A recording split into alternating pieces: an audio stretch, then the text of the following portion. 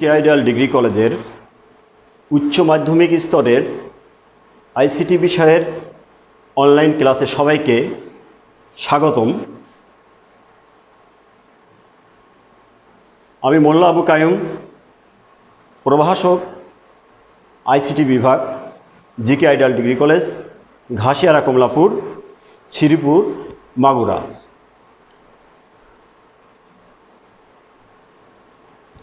সুপ্রিয় শিক্ষার্থীবৃন্দ, তোমরা ছবিটা লক্ষ্য করো। এই ছবিটা দ্বারা কি বোঝা যাচ্ছে? এই ছবিটিতে তোমরা প্রথমে দেখতে পাচ্ছ হোম পেজ, পরবর্তী স্তরে মেইন সেকশন বা সাইড সেকশন, নেক্সট সেকশনে সাব সেকশনস বা কন্টেন্ট। অর্থাৎ এই ছবি দ্বারা তোমরা নিশ্চয়ই বুঝতে পেরেছো যে আমি আসলে কি পড়াতে যাচ্ছি। দ্বিতীয় ছবিটি দেখো, এটি দ্বারা কি বোঝা যাচ্ছে? তাহলে পরে তোমরা নিশ্চয়ই বুঝতে পারছো আমি আজকে কি পড়াতে যাচ্ছি। আমাদের আজকের পার্ট ওয়েবসাইট স্ট্রাকচার। এই পাঠ শেষে শিক্ষার্থীরা ওয়েবসাইটের কাঠামো কি বলতে পারবে, স্ট্রাকচারগুলির মধ্যে কোনটি কখন ব্যবহার করতে হয় তা ব্যাখ্যা করতে পারবে। এখন জানতে হবে ওয়েবসাইটের কাঠামো কি। যে অবকাঠামোতে একটি ওয়েবসাইটের সকল তথ্য উপস্থাপন করা হয় তাকে ওয়েবসাইটের কাঠামো বলা হয়। একটি ওয়েবসাইটের কাঠামোতে বিভিন্ন ধরনের পেজ থাকতে পারে। তাদের মধ্যে অন্যতম হলো হোম পেজ, মূলধারার পেজ এবং উপধারার পেজ। এই তিনটি অংশে বিভক্ত থাকতে পারে।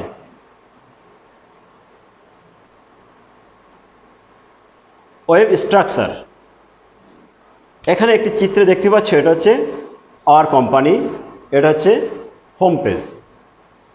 হোম পেজ থেকে একটি স্তর আসলো about us, product, service, contact. তাহলে পরে এটি দ্বারা হচ্ছে মূলধারার পেজ। আবার প্রোডাক্ট থেকে আসলো কি ডেস্কটপ, ল্যাপটপ, এটি হচ্ছে উপধারার পেজ। তাহলে উপকাঠামোকে আমরা হোম পেজ, মূলধারার পেজ এবং উপধারার পেজ এই তিনটি অংশে বিভক্ত করা হলো। এবার জানতে হবে হোম পেজ কি। যে কোনো ওয়েবসাইটের একটি মূল পেজ বা শুরুর পেজ থাকে, এই পেজকে হোম পেজ বলা হয়। কোনো ওয়েবসাইটের ঢুকলে প্রথমেই হোম পেজ পাওয়া যায়। হোম পেজে সমস্ত মেইন পেজের সূচিপত্র জমা রাখা হয়। মূলত এই পেজকে ইন্ডেক্স পেজ হিসেবে ব্যবহার করা হয়। হোম পেজটি অবশ্যই যথেষ্ট সংক্ষিপ্ত তথ্যবহুল হতে হবে, যাতে ভিজিটররা একবার দেখেই বুঝতে পারবে যে তাদের কাঙ্ক্ষিত তথ্য এখানে আছে। মেইন সেকশন বা মূলধারার পেজ। মেইন সেকশন বা মূলধারার পেজ অর্থাৎ হোম পেজের সাথে যে পেজগুলি সরাসরি লিঙ্ক করা থাকে তাদেরকে মেইন সেকশন বা মূলধারার পেজ বলা হয়। মেইন সেকশনকে অনেক সময় সাইট ইন্ডেক্স বলা হতে পারে। সাবসেকশন বা উপধারার পেজ। মেইন সেকশনের সাথে যে পেজের লিঙ্ক থাকে তাকে সাবসেকশন বা উপধারার পেজ বা কন্টেন্ট বলে। অর্থাৎ মেইন সেকশন বা মেইন পেজে ক্লিক করলে সাবসেকশনে যাওয়া যায়, আর তখন ওয়েব ভিজিটররা সাবসেকশনের তথ্য অবলোকন করতে পারে। একটি আদর্শ বা ভালো ওয়েবসাইটে সাধারণত টেক্সট, অডিও, ভিডিও, গ্রাফিক্স, ছবি, অ্যানিমেশন, টেবিল ইত্যাদি থাকে। বৈশিষ্ট্য অনুসারে ওয়েবসাইটের কাঠামো। ওয়েব লিঙ্ক, অ্যাক্সেস মোড এবং ওয়েবসাইটের বৈশিষ্ট্য অনুসারে ওয়েবসাইটের কাঠামোকে 4 ভাগে ভাগ করা যায়, যথা 1 নম্বর হচ্ছে sequence site structure, 2 tree hierarchical structure site, 3 নম্বর ওয়েব লিঙ্কড সাইট বা নেটওয়ার্ক, 4 নম্বর হাইব্রিড বা কম্বিনেশন বা মিক্সড স্ট্রাকচার। এই 4টি ভাগে ওয়েব কাঠামোকে ভাগ করা যায়। এবার আমাদের আলোচনায় আসতে হবে সিকোয়েন্স সাইট স্ট্রাকচার কি। প্রিয় শিক্ষার্থীবৃন্দ, আমরা সিকোয়েন্স সাইট এই স্ট্রাকচারগুলোকে আমরা সংজ্ঞা এবং প্রত্যেকটাকে আমরা চিত্রের সাহায্যে উপস্থাপন করব। সিকোয়েন্স সাইট স্ট্রাকচার হচ্ছে ওয়েব পেজগুলি ধারাবাহিকভাবে একটির পর একটি লিঙ্ক করা হয়ে থাকে। এটি সবচেয়ে সরলতম সংগঠন। এ ধরনের সাইট স্ট্রাকচারে সিকোয়েন্স অর্ডার বা লজিক্যাল সিকোয়েন্স অনুসারে ওয়েব পেজগুলোকে সংরক্ষণ করা হয়, যা আলফাবেটিক্যালি বা ইন্ডেক্স অনুসারে ডেটা প্রদর্শন করে। উদাহরণ হিসেবে আমরা বলতে পারি যেমন বই, ম্যাগাজিন, পেপার ইত্যাদি সিকোয়েন্স সাইজ স্ট্রাকচার ওয়েবসাইট তৈরি করা হয়। তাহলে পরে আমরা নিশ্চয়ই বুঝতে পারলাম যে সিকোয়েন্সের স্ট্রাকচার একটি পর্যায়ক্রমিকভাবে রাখা হয়। এটি আবার 2 ধরনের, যথা 1 নম্বর ক স্ট্রেট লিনিয়ার সিকোয়েন্স, খ লিনিয়ার সিকোয়েন্স। অর্থাৎ সিকোয়েন্স সাইট স্ট্রাকচারকে আবার 2টি ভাগে বিভক্ত করা হলো। স্ট্রেট লিনিয়ার সিকোয়েন্স কি? এক্ষেত্রে পেজগুলিকে একটির পর একটি ধারাবাহিকভাবে লিঙ্ক করা থাকে। এতে সাহায্যকারী আলাদা কোনো পেজ থাকে না। ওয়েব পেজ ডিজাইনের সময় একটি নির্দিষ্ট ক্রমানুসারে পেজগুলিকে সাজানো হয়। আমরা চিত্রে দেখব যে আমরা পেজগুলো পেজ 1, পেজ 2 এভাবে পেজ 4 পর্যন্ত ধারাবাহিকভাবে যাওয়া যায় এবং পেজ 4 থেকে আবার ধারাবাহিকভাবে হোম পেজে আসা যায়। এ ধরনের পেজগুলিতে পরের এবং আগের পেজে যাওয়ার জন্য নেক্সট ও প্রিভিয়াস লিঙ্কস বাটন ব্যবহার করা হয়। অর্থাৎ স্ট্রেট সিকোয়েন্স সাইট স্ট্রাকচারে তার ধারাবাহিকভাবে যে পৃষ্ঠা অর্থাৎ পেজগুলোকে ওয়েব পেজগুলোকে ভিজিট করা হয়। আমরা একটি চিত্রের সাহায্যে দেখি।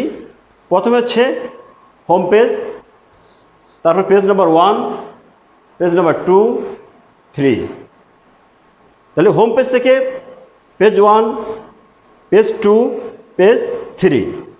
এবার পেজ 3 থেকে পেজ 2, 2 থেকে পেজ 1 এবং পেজ 1 থেকে হোম পেজ। অর্থাৎ এটা সিকোয়েন্স মেনটেন করে ধারাবাহিকভাবে মেনটেন করে ভিজিটররা হোম পেজ থেকে অন্যান্য পেজ ভিজিট করতে পারে। এবার লিনিয়ার সিকোয়েন্স কি? এ ধরনের স্ট্রাকচারেও একটির পর একটি পেজ সিকোয়েন্স অনুসারে বা ধারাবাহিকভাবে সংযুক্ত করা থাকে। তবে এক্ষেত্রে কিছু পেজের বর্ণনা অন্যান্য পেজে সংরক্ষিত থাকে। এই স্ট্রাকচারে একটি পেজের কোনো শব্দের সাথে হাইপার লিঙ্কের মাধ্যমেও ওই শব্দের বর্ণনা অন্য পেজে সংযুক্ত করা থাকতে পারে। এবার আমরা এই লিনিয়ার সিকোয়েন্সকে একটি চিত্রের সাহায্যে উপস্থাপন করছি। প্রথমে আমরা দেখতে পাচ্ছি এটা একটি ইন্ডেক্স পেজ, যাকে আমরা হোম পেজ বলি। পরবর্তীতে page A, B, C, D, E, F, G। তাহলে পরে এটি হোম পেজ থেকে পর্যায়ক্রমিকভাবে ধাপে ধাপে ই পেজ পর্যন্ত আমরা ভিজিটররা ভিজিট করতে পারবে বা তথ্যগুলো সংরক্ষণ করতে পারবে। এটা সোজা। এবার আমরা দেখি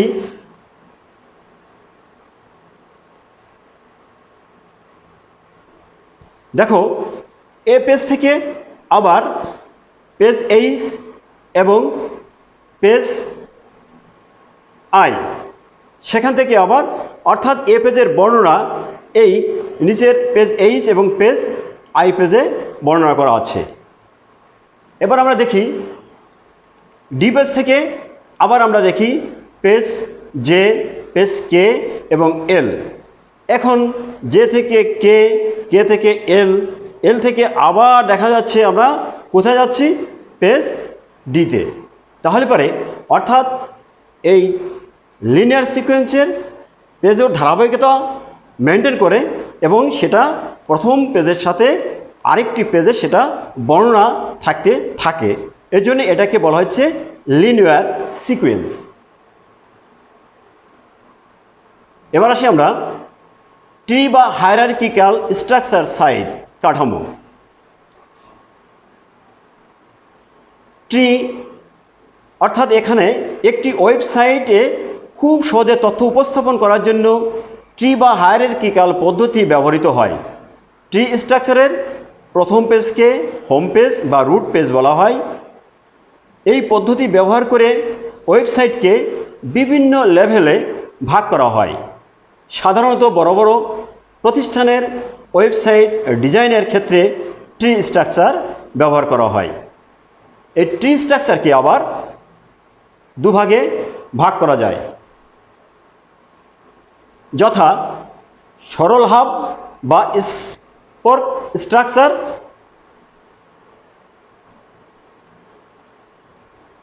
জটিল হায়ারার্কিক্যাল স্ট্রাকচার। অর্থাৎ হায়ারার্কিক্যাল স্ট্রাকচারকে আবার দুটি ভাগে ভাগ করা হলো। এই দুটি ভাগকেও আমরা চিত্রের সাহায্যে উপস্থাপন করব। সরল হাব স্ট্রাকচার, এটি দেখতে অনেকটা স্টার আকৃতি বলে একে স্টার স্ট্রাকচার বলা হয়, কারণ মেইন পেজের পর মাত্র একটি লেয়ার পর্যন্ত তথ্য জমা থাকে। একে সিঙ্গেল টায়ার হায়ারার্কিও বলা হয়। অর্থাৎ এটি হচ্ছে মূলত মেইন পেজ থেকে যখন একটি মাত্র স্তরের মধ্যে তথ্য জমা থাকবে তখন তাকে বলা হয় সরল হাব স্ট্রাকচার, আবার একে সিঙ্গেল স্ট্রাকচারও বলা হয়। আমরা একটি চিত্রের সাহায্যে আমরা দেখি। দেখো চিত্রটি মিডিলে আছে হোম পেজ এবং পেজ এ, বি, সি, ডি, ই, এফ, জি, এইচ। শুধুমাত্র এই পেজগুলো হোম পেজের সাথে একটি মাত্র স্তরের মধ্যে সংযোগ দেওয়া আছে। যেহেতু শুধুমাত্র একটি মাত্র স্তরের সাথে এর সংযোগ দেওয়া আছে, এই জন্য এটাকে বলা হচ্ছে সরল হাব স্ট্রাকচার। এ ধরনের কাঠামোতে হোম পেজের সাথে মূলধারার পেজগুলি সরাসরি লিঙ্ক থাকে। মূলধারার পেজের পর আর কোনো পেজ থাকে না, ফলে হোম পেজে অবস্থানকারী ভিজিটররা সহজেই তথ্য খুঁজে পেতে পারে। এবার জটিল হায়ারার্কিক্যাল স্ট্রাকচার। জটিল হায়ারার্কিক্যাল স্ট্রাকচার কি? এটি একটি বহুস্তর বিশিষ্ট ওয়েব স্ট্রাকচার।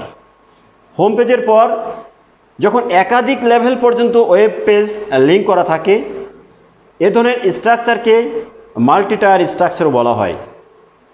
আমরা নিচের চিত্রে আমরা দেখতে পাবো স্ট্রাকচার হোম পেজের পর তৃতীয় লেভেল পর্যন্ত বিস্তৃত। ডেটার ধরন অনুসারে পেজ এ, পেজ ডি, জি, পেজ জে ও পেজ এ, পেজ এমকে শ্রেণী ভাগ করা হয়েছে। অর্থাৎ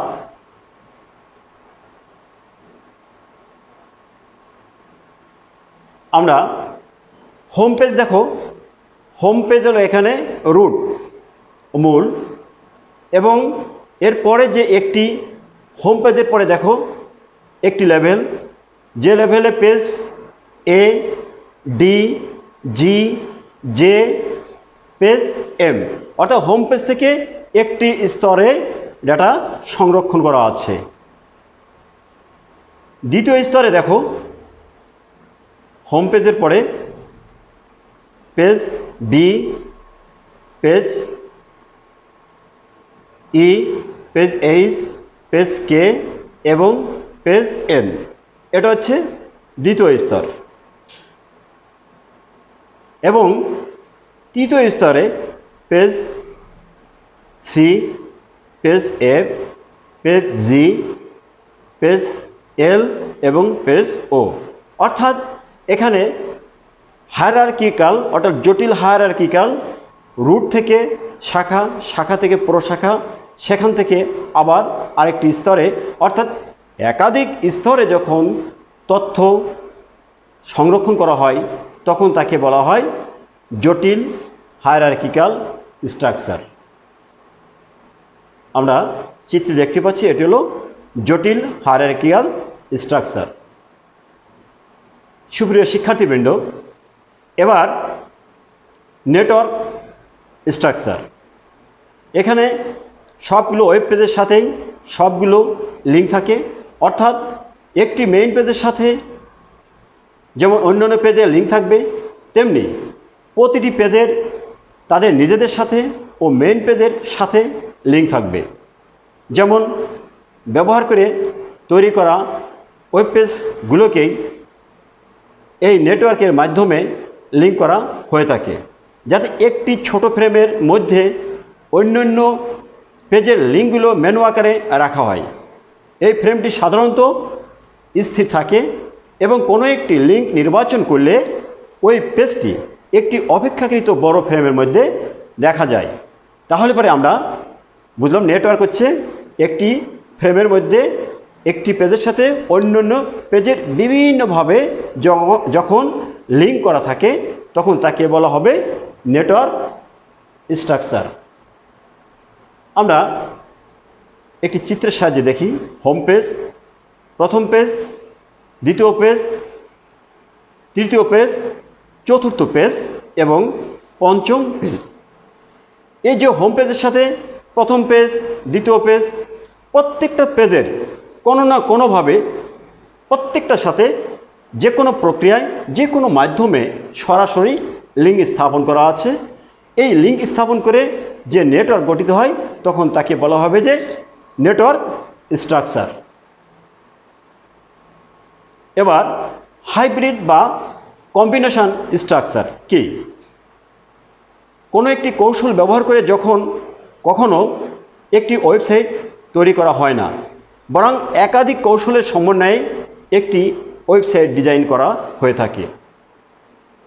হায়ারার্কিক্যাল টেকনিক ব্যবহার করে কোনো ওয়েবসাইট ডিজাইন করলে তা খুব দর্শনীয় হয় না। আবার শুধুমাত্র নেটওয়ার্ক টেকনিক ব্যবহার করে তৈরি করা ওয়েবসাইট হার্ড ডিস্কে বেশি জায়গা দখল করে। তাই একাধিক কৌশল ব্যবহার করে ওয়েবসাইট তৈরি করা হয়।